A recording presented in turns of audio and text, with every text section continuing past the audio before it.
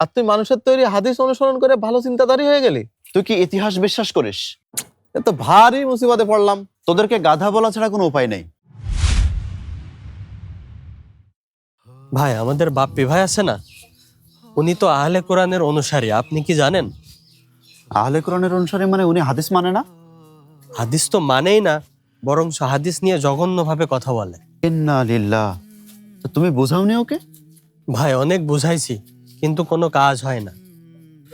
আসলে বিশ্বাস একটা অন্যরকম জিনিস। তারপরে দেখি, আমি একটু চেষ্টা করে দেখব, আল্লাহ চাহে তো হতেও পারে।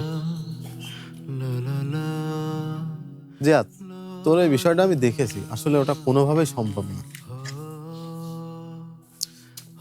আসসালামু আলাইকুম। ওয়ালাইকুম আসসালাম। বাপি, তোর সাথে আমার একটু কথা ছিল। জিয়াদ, তাহলে তুই যা, তোর সাথে আমি পরে কথা বলছি। কি বলবি বল। আমি যতটুকু জানি তুই তো নামাজ কালাম করিস, কিন্তু তুই যে এত নোংরা চিন্তাধারা নিয়ে চলিস, এটা তো আমার জানা ছিল না। নোংরা চিন্তা মানে? আমি তো তোর কথা ঠিক বুঝলাম না। আচ্ছা, আমি তোকে বুঝিয়ে বলছি। শুনলাম তুই নাকি আহলে কোরআনদের অনুসারী, অর্থাৎ হাদিস অস্বীকার করিস।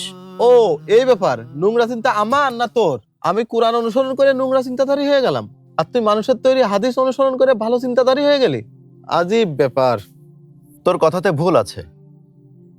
আমি বা আমরা কেউই শুধুমাত্র হাদিস অনুসরণ করি না, কোরআনের সাথে হাদিসকে অনুসরণ করি। কারণ সরাসরি কোরআন অনেক কিছুরই সমাধান দিতে পারে না, যে কারণে হাদিসের প্রয়োজন হয়। আর এজন্যই রাসূল সাল্লাল্লাহু আলাইহি ওয়াসাল্লাম বলেছেন, তোমরা যদি আল্লাহর কোরআন এবং আমার সুন্নাহকে অনুসরণ করো, তাহলে কখনো তোমরা বিভ্রান্ত হবে না। আর এই কারণে যদি কোনো ব্যক্তি শুধুমাত্র সুন্নাহকে অনুসরণ করে, সেও ভুল পথে। আবার যদি কোনো ব্যক্তি শুধুমাত্র কোরআনকে অনুসরণ করে, সেও ভুল পথে।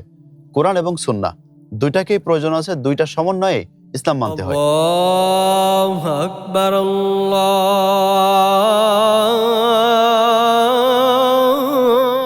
আচ্ছা, আজান হচ্ছে, নামাজ পড়ে আসি, তারপরে তোর সাথে কথা বলবো। আকবার,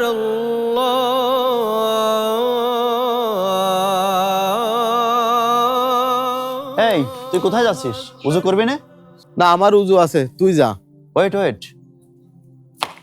তুই কি বললি? তুই না কোরআন অনুসরণ করিস? এ তো ভারী মুসিবতে পড়লাম। কোরআন অনুসরণ করার সাথে উজুর সম্পর্ক কি? হ্যাঁ, সম্পর্ক আছে, এই জন্য তো আমি দাঁড়ালাম। আমি তোকে বলেছিলাম যে শুধুমাত্র কোরআন দিয়ে সবকিছু সমাধান হয় না, হাদিসও প্রয়োজন। তুই তো আমার কথা মানতে রাজি না, এখন তোর কথাতেই তুই ধরা।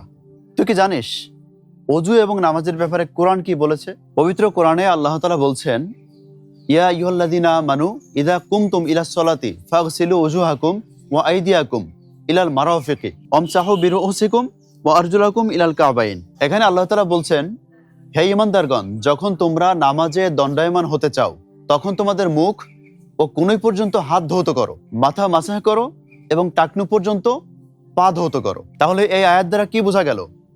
কোরআন বলছে যখনই তোমরা নামাজে দণ্ডায়মান হও, তখনই এই কাজগুলো করো, অর্থাৎ ওযু করো। আমরা যেটাকে ওযু বলি, ওযুর 4টা ফরজের মধ্যে আসছে। তাহলে তো তোর কোনো সুযোগই নাই যে তুই 1 ওয়াক্ত ওযু দিয়ে 4 ওয়াক্ত 3 ওয়াক্ত 2 ওয়াক্ত নামাজ পড়বি। তোকে যদি একবার ওযু দিয়ে 2-3 ওয়াক্ত নামাজ পড়তে হয়, তাহলে অবশ্যই হাদিস অনুসরণ করতে হবে। এখানে তো ক্লিয়ার হয়ে গেল যে শুধুমাত্র কোরআন দিয়ে সবকিছু সমাধান হয় না, হাদিসের প্রয়োজন আছে। এমন অসংখ্য জিনিস আছে যেগুলো শুধুমাত্র কোরআন দিয়ে প্রমাণিত হয়নি, সেখানে হাদিসের প্রয়োজন আছে। আচ্ছা, তুই আমাকে একটা কথা বল, তুই কি ইতিহাস বিশ্বাস করিস? অবশ্যই ইতিহাস বিশ্বাস করি, করবো না কেন? তো এই ইতিহাস কি কোনো ফেরেশতা অথবা আল্লাহ তাআলা নিজে লিখে দিয়েছেন? ইতিহাস তো মানুষের মাধ্যমে এসেছে। ইতিহাস যেমন মানুষের মাধ্যমে এসেছে, হাদিসও তেমন রাসূল সাল্লাল্লাহু আলাইহি সাল্লামের কাছ থেকে শুনে ধারাবাহিকভাবে বিভিন্ন সাহাবী থেকে বর্ণনা করা হয়েছে। তুমি ইতিহাস বিশ্বাস করতে পারো, অথচ সাহাবাদের থেকে বর্ণনা করা হাদিস তুমি বিশ্বাস করতে পারো না। তোদেরকে গাধা বলা ছাড়া কোনো উপায় নেই। কারণ যে রাসূলের উপরে কোরআন নাজিল হয়েছে, সেই রাসূলের বাণী হচ্ছে হাদিস। তোরা সেই হাদিসটাকেই তুচ্ছ তাচ্ছিল্যের সাথে দেখিস আর বলিস এটা মানুষের তৈরি। কে বলেছে এটা? আরো একটা কথা বলি, কোরআনে তো শুধুমাত্র শূকরের মাংস খাওয়া নিষেধ করা হয়েছে। তাহলে তুই কুকুরের মাংস খাস না কেন? শিয়ালের মাংস খাস না কেন? এসব কিছু হাদিস দ্বারা প্রমাণিত ভাই। হাদিস এবং কোরআন উভয়ের সমন্বয় ব্যতীত মানব জীবনে কখনো ইসলাম প্রতিষ্ঠা করা, ইসলাম মেনে চলা কখনো সম্ভব না। আমি তোকে বলবো না যে তুই এখনই সিদ্ধান্ত পরিবর্তন কর। মানুষকে আল্লাহ তাআলা বিবেক দিয়েছেন। আমি আশা করব যে তুই বিবেক খাটাবি এবং চিন্তা করে দেখবি যে তোর জন্য কোনটা করা ভালো। বিদায় হজের বাণীতে রাসূল সাল্লাল্লাহু আলাইহি ওয়াসাল্লাম বলেন, আমি তোমাদের জন্য দুটি জিনিস রেখে যাচ্ছি, যা ভালো মতো অনুসরণ করলে তোমরা কখনো পথভ্রষ্ট হবে না। যার 1 নাম্বার হলো আল্লাহর কুরআন, আর 2 নাম্বার হলো আমার সুন্নাহ।